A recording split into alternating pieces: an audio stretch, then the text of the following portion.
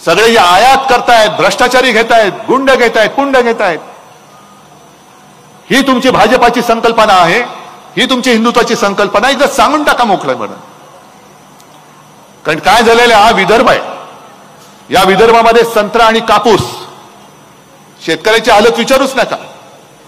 एकतर संत्र्याला आता बांगलादेशाने आयात दर वाढवलेला आहे, आयात शुल्क. म्हणून इकडे संत्र्याचे कोण शेतकरी असतील त्यांना विचारतो तुमची हालत कशी झाली आता? बेकार, बरोबर ना? कापूसवाले कोण आहेत का? तुमची हालत कशी आहे? आणि आता भाजपची हालत कशी झाली माहितीये का तुम्हाला? कारण संत्र्याला तो एक डिंक्या रोग येतो ना. कुठे पोखरतो? खोडाला. तसा भाजपला आता एक दाढीवाला डिंक्या रोग झालाय. तो त्याचं खोड पोखरतोय. आणि कापसावरती गुलाबी अळी पडते ना. जॅकेट असतं की नाही मला माहिती नाही, पण गुलाबी असते. त्याच्यामुळे ह्या भाजपचं रोपटं जे संघाने पोचलं, जोपासलं, त्या भाजपच्या रोपट्याला आता वरनं गुलाबी अळी आणि खोडकिडा, दाढीवाला खोडकिडा लागलाय. मोहनजी, हा भाजप तुम्हाला मान्य आहे का? तुम्हाला असेल नसेल, मी जनतेला विचारतोय, तुम्हाला मान्य आहे काय? आणि लोकसभा तर तुम्ही जिंकून दिलेलीच आहात. विधानसभा आता आपल्याला जिंकायची. आणि का जिंकायचे? की आपापसात हे जे काय लावतायत झेंगाट, मग धर्माधर्मामध्ये मारामारा लावतायत, जातीपातीमध्ये भिंती उभ्या करतायत. म्हणजे तुमची घरं तुमची जळली तरी चालतील, तुमच्या पेटत्या घरावरती आम्ही राजकारणाची पोळी भाजू, हे असलं दळभद्र गोमूत्रधारी हिंदुत्व हे भाजपचं आहे. हे शिवसेनेचं हिंदुत्व नाहीये. हे नाही शिवसेनेचं हिंदुत्व की लोक मेले तरी चालतील, पण आम्ही सत्तेवर बसणार. मी ज्या वेळेला ग्रामीण भागात फिरतोय, अजून मी सुरुवात केलेली नाहीये फिरायला, आता करीन, दसऱ्यानंतर सुरुवात करेन. पहिला दसरा मेळावा आपला परंपरेनुसार शिवतीर्थावर शिवाजी पार्कवरती मी घेणार आहेच. आणि त्याच्यानंतर महाराष्ट्र फिरायला लागेल.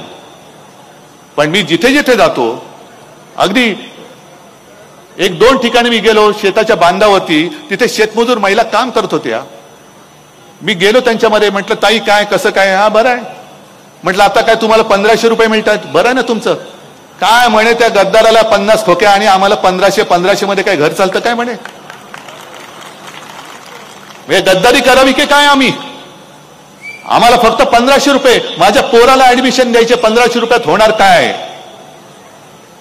म्हणजे आता ही महाराष्ट्राची ओळख तुम्ही छत्रपती शिवाजी महाराजांची ओळख अशी करताय? गद्दाराला 50 खोके आणि बहिणीला फक्त 1500. बरं, 2014 साली हेच जे नरेंद्रभाई मोरे आपले तिकडे बसलेत, आम्ही त्यांचा प्रचार करत होतो. आम्हाला वाटलं होतं आता काय अच्छे दिन आएंगे, प्रत्येकाच्या खात्यामध्ये 15-15 लाख रुपये येणार. 15 लाखाचे 1500 का केलेत? 15 लाख देणार होता, त्याचे 1500 का केले? पण ह्यांचा जो कामा आहे की तुम्हाला बिझी ठेवायचं, आपल्याला भांडत ठेवायचं. ईडी, इन्कम टॅक्स, सीबीआय मध्ये विरोधी पक्षाच्या लोकांना बेजार करून टाकायचं आणि जी मलई आहे ती मलई ह्यांच्या सगळ्या चेल्या चपाट्याने खायला द्यायची. आज का कालच बातमी आली, चंद्रशेखर बावनकुळे ना ती कुठली तरी जागा दिली त्यांना. आलं ना बातमी तुमच्यापर्यंत? करोडो रुपयाची जागा जवळपास फुकटात दिली त्यांना. मी इकडे नागपूरला आल्यानंतर मला सकाळी माझे पदाधिकारी भेटले. मला म्हणाले, साहेब आपलं सरकार आलं ना की याची चौकशी लावायची. म्हटलं नाही, चौकशी अजिबात नाही लावायची. मग म्हटलं आपण सरकारकडे जाऊ आणि बावनकुळेला जिथे जमीन दिली ना तिकडेच आजूबाजूला दुसरी त्याच दराने जमीन दुसऱ्या माझ्या माणसाला देऊन दाखवा तुम्ही, तर मग मानू आम्ही याच्यात भ्रष्टाचार नाही. पण मूळ मुख्य शहरातले मोक्याचे भूखंड आपल्याला भांडण करत ठेवून, दंगली पेटवून हे सगळे मलई खात आहेत. भूखंडाचं श्रीखंड हे बावनकुळे सारखे भाजपवाले खात आहेत. बरं, मला वाटलं होतं की अदानीचा जो राक्षस आहे तो फक्त मुंबईत आहे, की धारावीमध्ये त्यांनी जो काय हाहाकार केलेला आहे, मुंबईमध्ये हाहाकार केलेला आहे, तो सगळा विषय मी मांडणारच आहे. नंतर दसऱ्याला मांडेन किंवा नंतर मांडेन. पण आज बातमी मी वाचली की आपल्या विदर्भातली चंद्रपूरची एक शाळा, कोरमेल कॉन्व्हेंट स्कूल, ही सुद्धा अदानीला देऊन टाकली. मग अदानी म्हणजे काय राष्ट्रसंत आहेत की काय? की सगळे जय देवा जय देवा जय अदानी बाबा अशी आरती म्हणणार की काय सगळे? ते माकीची माणसं काय मेलेत? वन नेशन वन इलेक्शन, मी म्हणेन तसं नाहीये. यांचं वन नेशन वन कॉन्ट्रॅक्टर ही या मोदींची धारणा आहे की एकच कॉन्ट्रॅक्टर असला पाहिजे, तो म्हणजे माझा बाब्या हा अदानी. आमच्यावरती जेव्हा तुम्ही घराणेशाहीची टीका करतात, काही जण इथली उठवण बोल म्हणतायत की काही ना त्यांचं फक्त कुटुंबच सांभाळायचं असतं. हो, कुटुंब वत्सल मी आहेच, माझे सगळे कुटुंब वत्सल आणि हेच माझं कुटुंब आहे. प्रखर लेखनी, लेख मराठी अस्मितेचा.